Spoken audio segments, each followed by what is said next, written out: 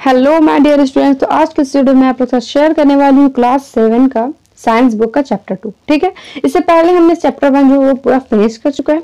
ठीक है, सब चैप्टर 1 में हम लोगों ने पढ़ा था पौधों में पोषण। ठीक है, कि पौधे अपना खाना कैसे बनाते हैं, या कौन से पौधे स्वपोषी है, कौन परपोषी है, ठीक है, कौन मृत जीवी है, कौन घटपर्णी है, इन सब के बारे में हमने सब पढ़ा था।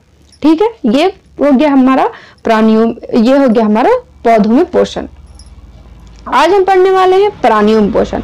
मतलब कि इससे पहले हम लोग पौधों के बारे में पढ़ रहे थे, अब हम पढ़ने वाले हैं कि जो प्राणी है या फिर जो भी प्राणी है वो कैसे अपना खाना लेते हैं, खाना बनाते हैं। ठीक है, तो चलिए शुरू करते हैं। आपने पिछले पार्ट में पौधों में पोषण के बारे में पढ़ा है। क्या पौधों की तरह जंतु भी अपना भोजन स्वयं बना सकते हैं? जंतु अपना भोजन किस प्रकार करते हैं, अपना पोषण किस प्रकार करते हैं? तो पिछले पार्ट में तो हमने पढ़ा कि पौधों में पोषण कैसे होता है। ठीक है, तो अब हम पढ़ने वाले हैं कि जंतु अपना पोषण किस प्रकार करते हैं। हरी पत्तियों के अलावा अन्य किसी भी जंतुओं में क्लोरोफिल उपस्थित नहीं होता है, अतः अन्य जंतुओं में सबसे विकसित मनुष्य भी भोजन का संश्लेषण स्वयं नहीं कर सकते।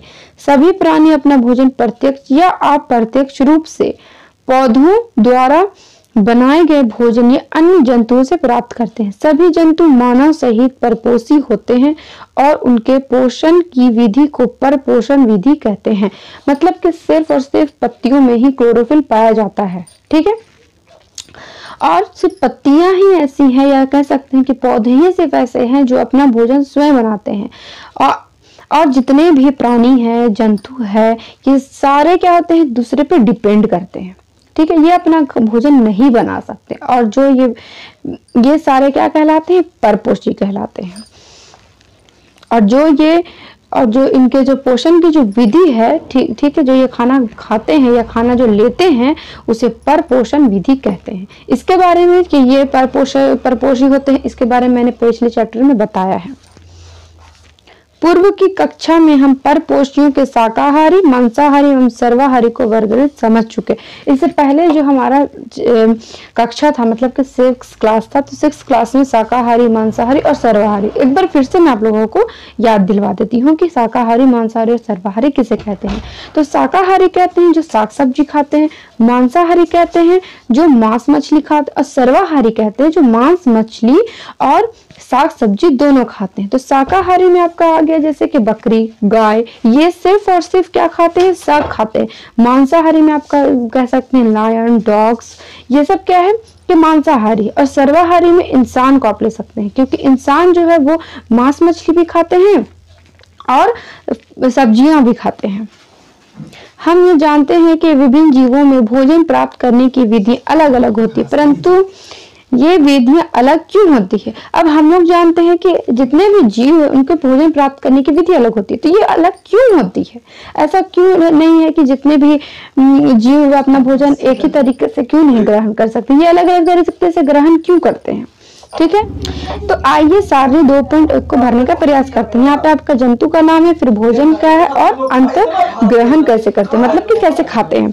मधुमक्खियां क्या करती हैं, फूलों का रस लेती है और उनको चूसन करती है, मतलब उन्हें चूसती है।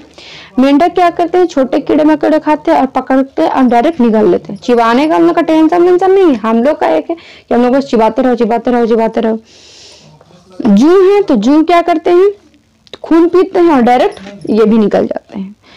अब बाकी का जो है घोंघा, चींटी, चील, मरमर मच्छी, मच्छर, तितली, मनुष्य, इन सबको आपको मुझे कमेंट सेक्शन में बताना है कि ये अपना भोजन कैसे लेते हैं, इनका भोजन क्या है, और ये अंतग्रहण कैसे करते हैं, तो भोजन को कैसे खाते, कौन चिबाता है, कौन चूसता है, कौन डायरेक्ट निगल लेता है, ये आप लोगों को मुझे कमेंट सेक्शन में बताना है।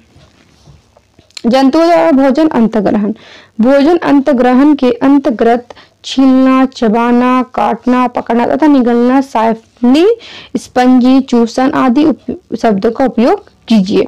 इनमें क्या करना है कि आप लोग को अदर वर्ड यूज नहीं करना है, जो वर्ड नीचे दिए हुए हैं कि छीलना, चबाना, कौन छीलता है, कौन चबाता है, कौन काटता है, कौन पकड़ता है, कौन निगलता है, कौन साइफनी है, कौन स्पंजी है, कौन चूसन करता है, ये आप लोगों को डायरेक्ट इसी वे में लिखना है। ठीक है, इस सारणी से आप समझ गए होंगे कि विभिन्न जीवों की शारीरिक रचना में विभिन्नता के कारण ही इनमें भोजन प्राप्त करने की विधि अलग अलग होती है।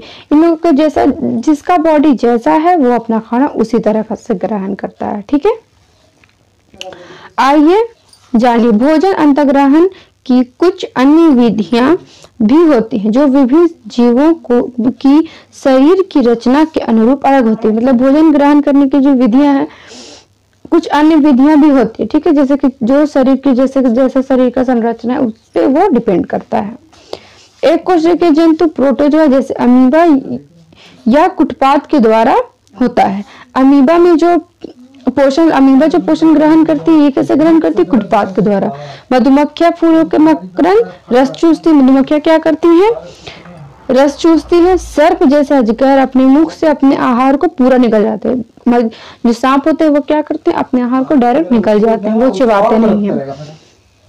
पक्षी जैसे गौरैया अपनी चोंच से अनाज के दाने तथा कीड़े मकोड़े को पकड़ कर खाते हैं। गिरगिट या टेटंगा जीवित कीड़ों को एक झटके से जीभ द्वारा लपेटकर मुख के भीतर खींच लेती है। चूहा अपने भोजन पदार्थों को कुतर कुतर कर खाता है। इनका आप देख सकते हैं कि साइज अलग है। ठीक है, इनके बनावट हर कुछ अलग है, तो इनका भोजन ग्रहण करने का जो कह सकते हैं स्टाइल जो है वो बिल्कुल अलग अलग है। जिसको जैसे मन करे, जैसे कि मक्खी है तो वो चूसती है, सर्प है तो वो क्या करता है? डायरेक्ट सर्प मतलब सांप डायरेक्ट निकल लेता है। पक्षी जो वो अपने दाने हैं या कीड़े मकोड़े उन्हें पकड़कर खाती है, जैसे कि हाथ से पकड़, पैर से आप लोग देखोगे होगे कि पकड़ती है। गिरगिट है या फिर टिड्डा है तो ये लोग क्या करते हैं? डायरेक्ट अपने मुख के अंदर अपने खाना को खींच लेते हैं। अमीबा द्वारा अंतर्ग्रहण देख सकते हैं, अमीबा किस तरह से अंतर्ग्रहण कर रही है। मधुमक्खियां किस तरह से अपना भोजन को चूस रही है। अजगर किस तरह से अपने खाने को निगल रहा है। गौरैया द्वारा कैसे द्वारा दाना चुग रही है। गिरगिट द्वारा अंतर्ग्रहण देख सकते हैं, गिरगिट किस तरह से अपना खाना ले रहा है। और चूहे द्वारा चूहे कैसे अपने खाना को कतर रही है। मरमर पक्षी, ये एक पक्षी है जिसका नाम क्या है? मरमर पक्षी। यह एक छोटा रंग बिरंगे पंखों वाला पक्षी है। यह अपने पंख को इतनी तेजी से फड़फड़ाता है, लगभग 80 बार सेकेंड, मतलब एक सेकेंड में ये 80 बार अपने पंख को फड़फड़ाता है, इतनी तेजी में। इसलिए इसे मरमर पक्षी या हमिंग बर्ड कहते हैं। यहाँ पे आप देखे होंगे, यहाँ पे दिया हुआ है मरमर पक्षी।